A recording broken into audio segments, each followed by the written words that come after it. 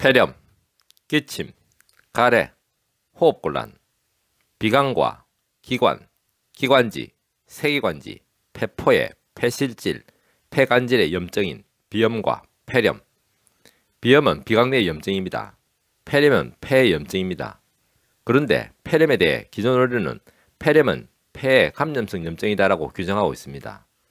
감염성 염증이라는 미생물에 의한 감염 규정이 잘못 이해하게 만드는 원인 중 하나라는 말씀을 드렸으니 이번에는 폐의 범위 규정에 대해서 잠시 살펴보도록 하겠습니다.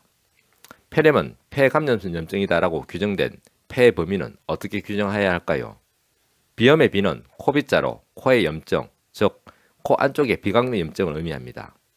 그러면 폐렴의 폐는 말 그대로 폐인데 폐의 염증, 즉 어느 부위 염증일까요? 기관의 염증은 기관염, 기관지 염증은 기관지염, 세기관지의 염증은 세기관지염이라고 명칭하니 폐포의 염증은 폐포염일 것입니다. 영어로 렁이라고 표기되는 폐는 정확하게 어느 부위이며 실제로 폐와 렁은 동일한 의미일까요? 기관의 염증인 기관염, 기관지의 염증인 기관지염, 세기관지의 염증인 세기관지염, 폐포의 염증인 폐포염으로 표현되니 그런 과연 폐렴의 위치는 어떻게 규정해야 할까요? 렁이라고 표기되는 부위에는 기관지 일부, 세기관지, 폐포 등이 포함되어 있으며 기관지염, 세기관지염, 폐포염이 반드시 감염성으로 인한 염증만이 아니기에 폐렴은 폐의 감염성 염증이다라고 모호하게 규정한 것 같습니다. 즉 기관지 일부, 세기관지, 폐포 등의 염증 중 미생물이 확인된 염증은 폐렴으로 판단하겠다는 의미인 듯합니다. 그러나 이러한 규정은 모호함을 더욱 가중시키니 다시금 새롭게 규정을 하도록 하겠습니다. 기관, 기관지, 세기관지, 폐포 등은 모두 폐의 범주로 규정하여야 합니다. 다만 렁에 속한 기관지 일부, 세기관지, 폐포 등은 폐실질로 규정하면 됩니다.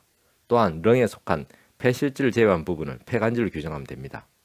즉 폐는 폐의 실질 조직인 기관, 기관지, 세기관지, 폐포를 폐의 관질 조직이 싸고 있다라고 규정하고 기관의 염증인 기관염, 기관지의 염증인 기관지염, 세기관지의 염증인 세기관지염, 폐포의 염증인 폐포염뿐만 아니라 폐관질이 생기는 염증인 폐관질염 등을 모두 폐렴으로 규정해야 합니다.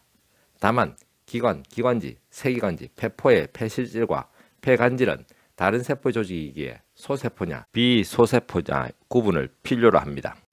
한의학은 과학입니다. 한의학은 철학입니다. 건강은 균형입니다. 동양 한의원은 균형입니다.